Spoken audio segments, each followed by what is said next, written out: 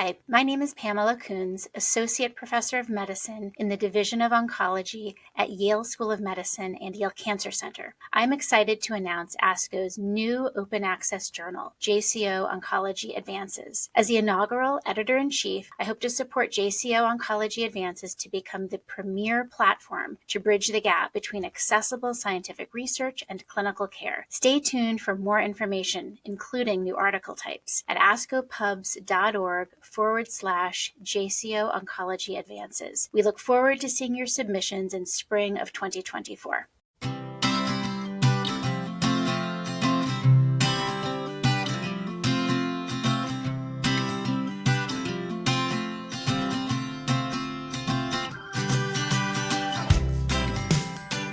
Hi, I'm Pat Loehrer. I'm director of the Center of Global Oncology here at Indiana University.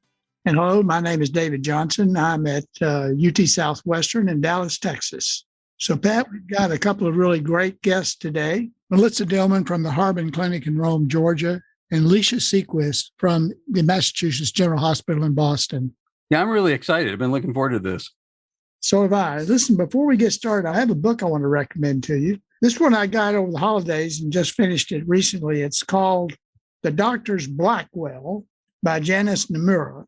So as many of our listeners know, Elizabeth Blackwell was the first female physician in America. Her sister Emily also followed her into the medical profession. Nimura really writes, I think, a fascinating biography about both ladies, particularly Elizabeth. And one point she made, and I think it's interesting, it's not really clear why Elizabeth went into medicine, certainly at the point that she did in the mid-1800s. Wasn't a profession of great reputation at that time. And in fact, Nimura describes Elizabeth as, quote, lacking a caring instinct, which I thought was an interesting characterization of the first female physician. And she indicated that she was hardly a feminist. She was actually opposed to women's suffrage, for example. According to Nimura, she became a doctor largely just to show that she could. And then really the rest of her career, I won't give away the subplot, is really quite interesting. I think you would find it most interesting and recommend it to you and our listeners who have a particular interest in medical history. I've ordered the book. I can't wait to read it. Excellent. I did read, I got a book for Christmas, Lyrics by Paul McCartney, and I read through that. That's fascinating, actually. So 158 of his songs were detailed in the backgrounds for it. So that's kind of fun. You know, we're excited today because we're going to talk to a couple of graduates of our Leadership Development Program. That was a program of ASCO that was conceived a little over a decade ago. It's been, to my mind, one of the best programs that ASCO has done. It has taken younger faculty and oncologists from around the country. And Dave and I were among the first leaders of the program as mentors. I think that was one of the biggest mistakes ASCO has ever done. But despite that, we have a lot of fun. There were 12 graduates each year. They all had projects they presented to the board of directors. There were, if you will, classes and lectures throughout the year on leadership, and they all had projects. And for me, it was the best 3 years of my life, I think, through ASCO. It was just a lot of fun. And part of it was getting to know a lot of people, including Melissa and Lecia, who are with us today. Lecia is a professor of medicine at Harvard and Mass General Hospital. She did her medical school at Harvard, residency at Brigham and Women's Hospital, fellowship at Dana-Farber. She is currently the co-leader of the Cancer Risk Prevention and Early Detection Program at Dana-Farber and director, I think I want to hear more about this. She's the director of the Center for Innovation in Early Cancer Detection at MGH. Melissa, she went to Converse College in Spartanburg, South Carolina, went to medical school at Wake Forest, then did her internship and residency at UAB. She did her fellowship at UAB. And she now serves as the chairman of the Department of Oncology and the board of directors at the Harbin Clinic. And we're so excited to have both of you here. Yeah, very much so. And why don't we get started by just getting a little background information. Melissa, let's start with you. Can you tell us a little bit about how you got into medicine and more specifically, why did you choose oncology? It's a great question. I was a political science major at a women's college in South Carolina and was destined for the State Department. And we used to have January terms, and I mistakenly got put with, and I don't think it's a mistake, former graduate of Bowman Gray Medical School who is a medical oncologist in Greenville, South Carolina, for a 6-week term, and fell in love with medicine, fell in love with the ministry that he provided to his patients, and followed him to Bowman Gray and went back years later and told him thank you for changing my life. So that's how I got interested in medicine. I come from a long line of accountants and engineers. There was no person in my family in medicine. So I was an engineer. Some of the best people in life are engineers. I didn't know you drove a train. Eat your heart out. So, Melissa, before you leave, I actually grew up very close to where you practiced. How did you end up in Rome, Georgia? Well, my dad and his twin are proud graduates of Georgia Tech. So he found me a job. And I said, well, I'm grown up. I was going to stay on faculty at UAB, but came to Rome, Georgia, and really was excited about the multi-specialty group that I ended up joining. It's about 250 of us now, and kind of had the feeling of a university, but in a small town, kind of best of both worlds. So neither of my 2 daughters have gone to Georgia Tech. One of them is at Georgia, just won that national championship. But my third one, we're hoping maybe she'll be the one that goes to Georgia Tech. So you stayed up and watched the game. I have to ask this, right? I did. I stayed up to the very end. And so who were you cheering for, Alabama or Georgia? Definitely Georgia. Interesting. Good. And Lecia, why don't you tell us about your background, how you got interested in oncology, and let us know if MGH has a football team. Oh, sure. Thanks for having me here. It's going to be a fun conversation. So I grew up in the Midwest in Michigan, but I've been on the East Coast now for the majority of my life. And when I was a resident, I was actually in a primary care track residency program because I thought I wanted to be a primary care physician. And I really liked the idea of sticking with people, getting to know them over long periods of time and kind of standing by them through the highs and the lows of their lives. Well, I was finding out in residency that primary care wasn't really like that. That was for television shows. People change primary care doctors and move around so much. It's rare that you actually do get to take care of people for a long time, at least in a big city. And I also found that, for me, primary care was a lot of asking people to do things they didn't want to do: exercise, lose weight, stop smoking, do this, do that. And I always felt that I was at odds with my patients or nagging them. And then when I would be in the hospital on oncology rotations, trying that out, I really felt like I was allied with my patients and not nagging them or pushing them, but really, here we were together against this fight against cancer, and cancer was what we were fighting together.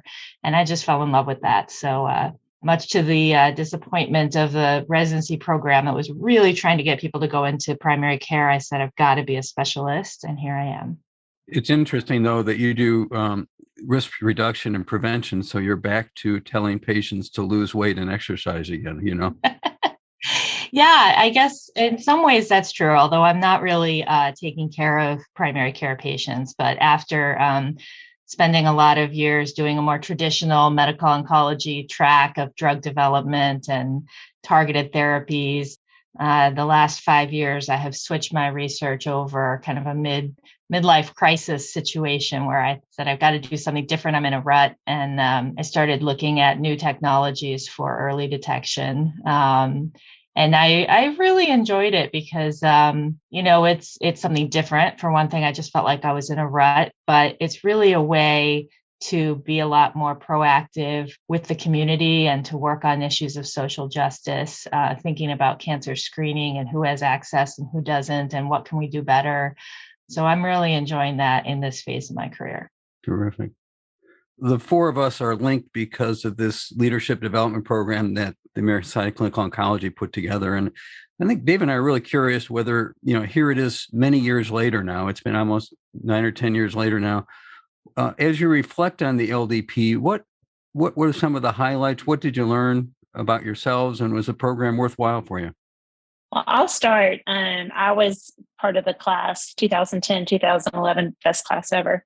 And it was the second class in the Leadership Development Program. I applied for the first year's class and didn't get it. And one of my friends and partners, a radiation oncologist who was very involved in ASCO, encouraged me strongly. He said, don't give up, try again. And I did. And it was instrumental in developing both my career within ASCO as well as pushing me to leadership positions in my own clinic and in my own state, and helped develop a lot of skills that have made me successful in pushing state legislative efforts. My political science background did not go away, just like her primary care roots. And so I think that the program also made friends with Pat and with Dave and with my co-classmates. And as the years have gone by and I've gone to ASCO, when you see that LDP ribbon on somebody's tag, you immediately have a connection with them and know that you've been through a similar experience. So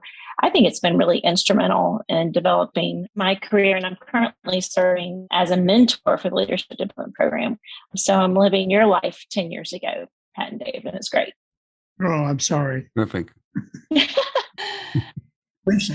I would echo what Missy was saying about how much it's influenced my career. I was in the 2011 class, so I think the year after she was. And I also applied multiple times. And I always tell people who are thinking of applying that it often does take multiple attempts to get in and not to lose faith. The selection committee does like to see that persistence. So definitely apply more than once. I learned so much about what leadership is. I thought it was about kind of being the best in a group of people, so then being selected to have a certain title. And I just really learned so much during that year that it doesn't really have anything to do with a title, although that can be a part of it for some people, but it's just more about a style, an approach to your profession, and that you can be a leader if you are the designated head or chief of something, but you can also be a leader if you are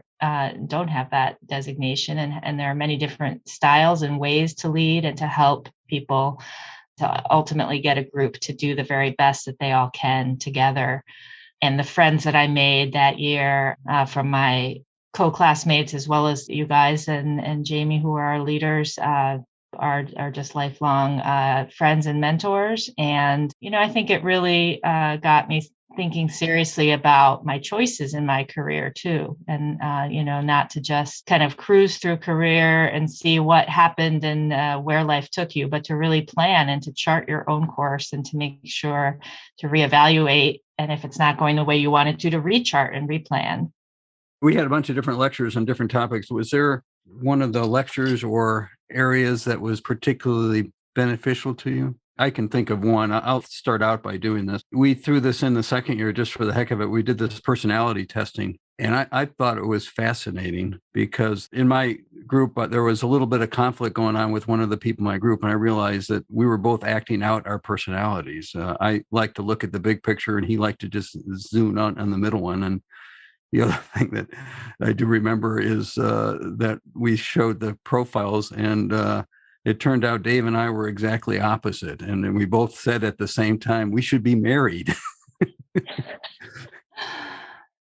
One lesson that stands out in my mind was the press preparation lesson that we received from the press relations group at ASCO. And I think that was essential for developing skills with regards to preparing for difficult conversations and being able to redirect questions that were difficult. I use that as leader of the Government Relations Committee oftentimes.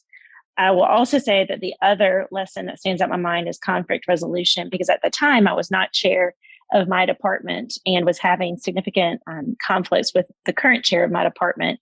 And that lesson helped me to go back week after week and more constructively work towards a solution, and then eventually became chair of that department.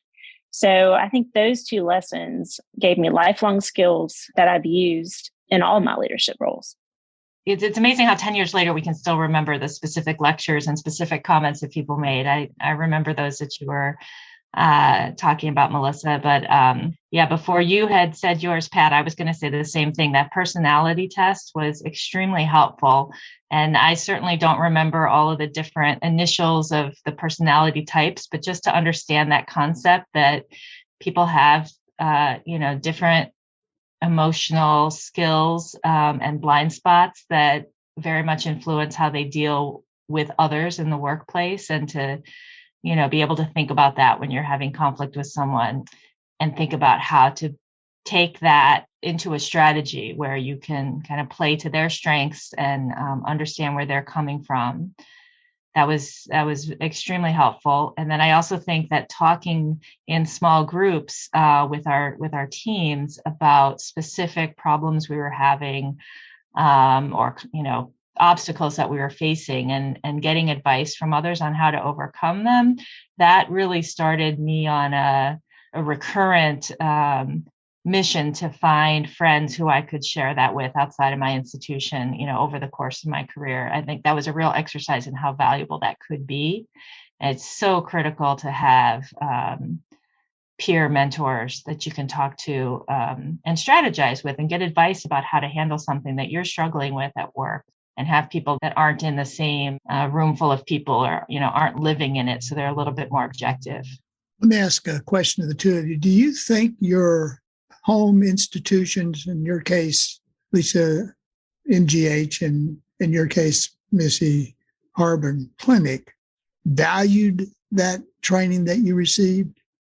Did they recognize it as something that was worth the time that you spent? Or do you think it just something that happened and they didn't really take notice? I learned in LDP that institutions don't love you back. They don't love you to begin with. Joe Simone. So I take that as a no. Your institution really said, okay, great. We're glad you did it, but so what? I wouldn't say that. I don't know that they said, so what? I'm not sure that they, there was no rolling out the red carpet. Thank goodness you did this. But I do think it's had an institutional impact in that I have since encouraged other people to apply from my institution. And I think that only strengthens the institution to have multiple people going through that program. So my clinic, being private practice, when I take time out, it is, just a cut from my salary. There's no support given from the institution. But in order to be in positions of leadership, department chair, or on the board of directors, which I later was elected to of the clinic, you have to have completed a leadership development program, and the clinic will pay for you to go do those things. But my participation in leadership development program met all those criteria. So my clinic highly values professional development classes or meetings or programs, and encourages that. Even if there's no financial support necessarily, it is encouraged if you want to assume positions of leadership within our clinic. And so I think that it's important for institutions, whether they're private practice or university, to recognize the benefits that come from participation in a program like this. And it was interesting, as a mentor this year, we did a personality test, but this time they did an interesting look at what our priorities, our top 5 priorities or values are. I think it was values. And it was a list of 300 things, basically, you go through, and you listed your top 5 values. And then you listed the values of your institution or employer. And then you wanted to look at, did they match? And did your university value what you value? And that was a really interesting exercise to go through. Because a lot of these young leaders who are taking their time out to do this program did not feel that support necessarily for them seeking out this program. It's no coincidence that Dave and I asked both of you to join, because you both come from different places, if you will. And I think, Melissa, you've just been a rock star in terms of the community practices and so many things that you have done in the leadership roles. And Melissa's, you can't get any more prestigious than being in one of the Boston medical schools, and particularly at Mass General. But the other reason we wanted to have you come is to talk a little bit about your perspective as women and women in leadership roles. And if you could maybe share a little bit about your thoughts and perspectives of gender leadership and what you have noticed in men in leadership roles and women, and what lessons you might give to other people, and particularly other women in this capacity.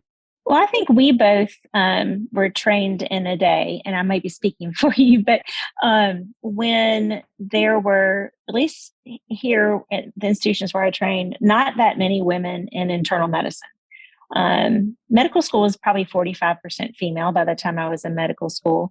But when you look at the faculty of those medical schools that I went to and trained at, there were very few women in positions of leadership.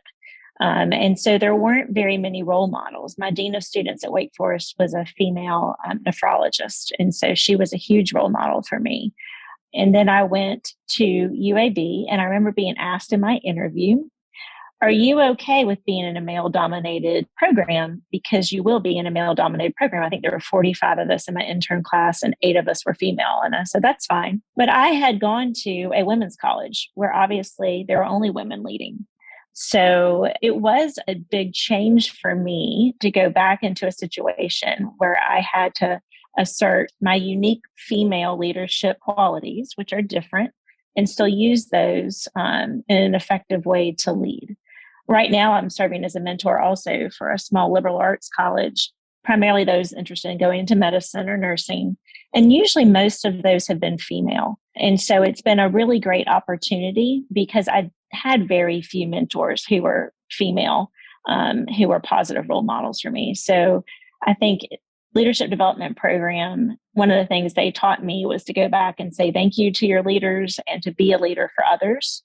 And specifically as a female leader, I think that has been an important call for me. After leaving Leadership Development Program, I went back and ran for the board of my clinic as the first female to be on my board. My clinic was started in the 1860s, I think right after the Civil War. And I'm still the only female on that board. Wow. And I feel that it's important for me to stay there or to promote up more females within my clinic to be on that board, because I think that having a diverse board helps in bringing different skill sets to the table. So I think Leadership Development Program gave me that courage to step up. That's inspiring. Congratulations on being the first woman, and may there be more soon. Yeah. I don't know that I've felt that I was in as much of a male-dominated field up in Boston, but certainly leadership in my hospital and in my cancer center has been more male-dominated. And I think as I'm getting older now, I definitely appreciate, of course, every individual has different leadership styles, so you can't just paint a broad brush and say men are this type of leader and women are that type of leader. Everyone's a little bit different. But in general, I think women do tend to have a different leadership style, and one that is maybe present company not included, one that's less talking and more listening. And, I think when I was younger and trying to become a leader, I really felt out of peer pressure that I needed to talk more and sort of demonstrate more what a good leader I could be or what great thoughts I had. And I've really come to embrace a more listening type of leadership, which I have been happy to say that younger women that I work with have, come up to me privately and thanked me for. And so I do think it's important to have all different types of role models for our junior faculty and all different types of styles sort of on display and doing their best so that people can find something that matches with their own unique style to emulate. One of the lessons I learned a long time ago from someone, and I loved it, a great leader is one that changes the conversation. And to your point of not, of listening, but really changing the conversation, deflecting it around it so that other people are talking, but you have a little role in moving it around. And I always like that.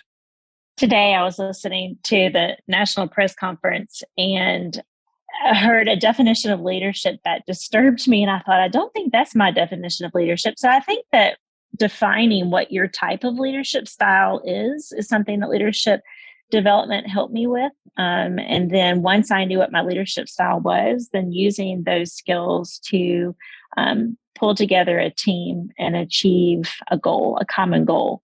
Not the description of leadership today, which was pushing something up a mountain and rolling over boulders and doing whatever you had to do to get your way. I thought, well, that's not leadership, not my leadership. So I think that was something that Leadership Development Program helped me do, is identify what my leadership style is and what kind of leader I want to be. So I want to follow up on a point that both of you are making in a slightly different way, and that is, who are your role models? I mean, apart from Pat and me, but who are your role models? I've had lots of role models over the years. And I think at the beginning, my role models were really people that I wanted to emulate and be just like them.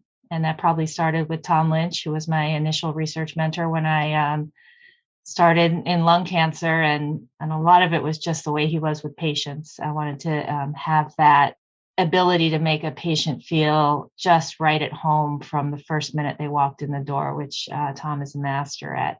But over time, I think my mentors or my heroes have more become people that are different than me. And I'm not trying to be like them, but I appreciate, the ways in which they lead or in which they conduct something like balancing their home life and their professional life, in a way that's just different, but I appreciate.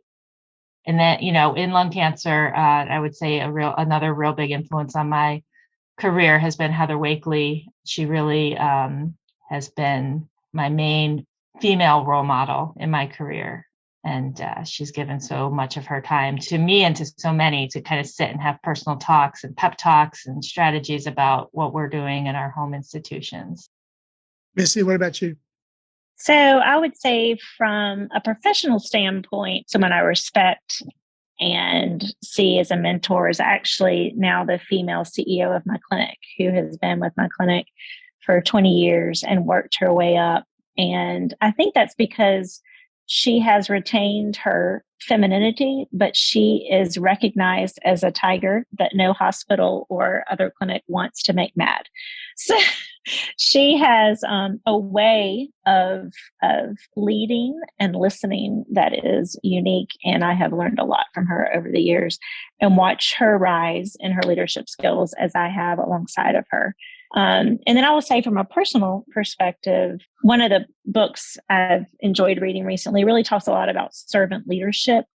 And so I've really tried to identify servant leaders in my community and why it is that they're able to weather the storms of the last couple of years, for instance, and why their teams rally behind them and support them, and they're successful. And my husband is a restaurant owner ×3, opening 2 of those, one right before COVID and one during COVID, and yet has been able to mobilize a team. And that's because he's a servant leader that will get back in the kitchen and make pastry cream if that's what needs to be done, or make reservations. And so I think during the last 2 years, what I have learned from that is to be a servant leader in the tough times has really helped rally my team and my clinic to be better and to continue to work despite the challenges for our patients for the bigger goal. Love it. We recently had a guy give a talk here at IU, and the lecture was on being a visionary leader. And to be honest, it was fine. It was good. But being a servant leader and being part of a group is more important than being the one right up in front. And it's good to be a follower too, as a leader. So I really appreciate those comments. Just in a couple sentences, I don't know if you guys could do this and reflect a little bit about your younger self. Say you're 21 and you could give yourself some advice now. What would those pieces of advice be? I think one thing, and that's the common thread I've heard among a lot of more senior people in medicine or in any profession probably, is that the things that you think are disappointments at the time often turn out to be some of the greatest opportunities that you're faced with. You plan and you think things are going to go a certain way, and then something doesn't work out and you're very disappointed. But it's usually that process of how you deal with that disappointment that actually brings so much opportunity back to you. You can't see it at the moment. All you see is the disappointment. But I think that's a big lesson. Perfect. So kind of similar to that, Lecia, doing our personality test this time, I wish I had done that same exact test 10 years ago, because I'd like to see what my leadership personality was 10 years ago versus now, I would not have scored as high in certain areas that I think I do now. And I think that one of the biggest things I have learned is I'm very much a person of tradition, and I like things to continue the way I expect them. And I like things to be planned and done in medical school in 4 years, done with fellowship. And, so I like a regimen and a routine.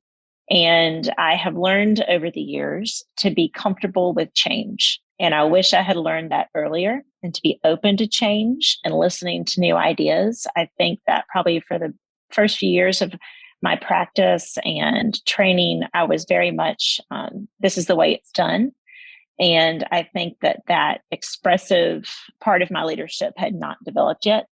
And I think that being open to change and looking at things in new ways, I wish I had learned that earlier. So we only have a few minutes left. And what we have done in previous episodes, we'd like to ask our guests to tell us a book they've read recently, or maybe a documentary or something they've watched recently that they would recommend to our listeners. I really enjoyed the book, The Four Winds by Kristen Hanna. That is a historical fiction about the Great Depression and the Dust Bowl and the migration of farmers from the Central Plains out to the West. And it was a really captivating book with a female protagonist. I enjoyed it quite a bit. That's funny. I read that one just a few months ago. I love historical fiction, but I would say recently, and I know it's not a new book, Andre Agassi's Open, his autobiography, I found fascinating. I love sports, but it was very interesting to me to see how someone who's thrown into the limelight at a very early age, and the pressure put on him by his parents and how that affected the course of his life. I found it a fascinating book, and very insightful. And I like to play tennis, but I'm not a tennis player. But I found it interesting as a parent, who's got several sports-minded children. It gave me some lessons about parenting and how to just raise your children and where the focus should be. Both my wife and daughter have been tennis players. I'm sure they would both love reading that book. Thanks for that recommendation. It's a great book. Well, that's really all the time we have for today. And Pat and I want to thank both of you, Missy and Lecia, for joining us. It's been a terrific conversation. Thank you so much for what you do. You're both, in our minds, fantastic leaders. You were when you arrived, and you certainly have been ever since. So thanks so much for that. I want to thank all of our listeners for tuning in. This is Oncology, Etc., an ASCO educational podcast, and we really have talked about anything and everything, and we'd like to continue to do so. So if you have an idea for a topic or a guest, please email us at education@asco.org. Thanks again for tuning in. And Pat, I just wanted you to know I've ordered a chicken and an egg from Amazon. It's because you couldn't quite make up your mind which was going to come first. I love it. I love it. You're the best. Thanks for doing this. And Dave, it's good to see you as always. Take care. Thank you so much. We really, really appreciate it. Thank you. Great to speak with you. Bye.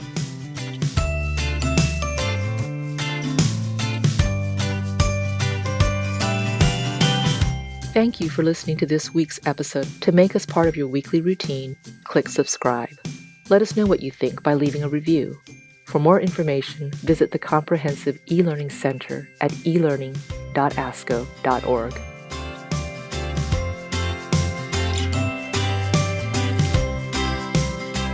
The purpose of this podcast is to educate and to inform. This is not a substitute for professional medical care and is not intended for use in the diagnosis or treatment of individual conditions. Guests on this podcast express their own opinions, experience, and conclusions.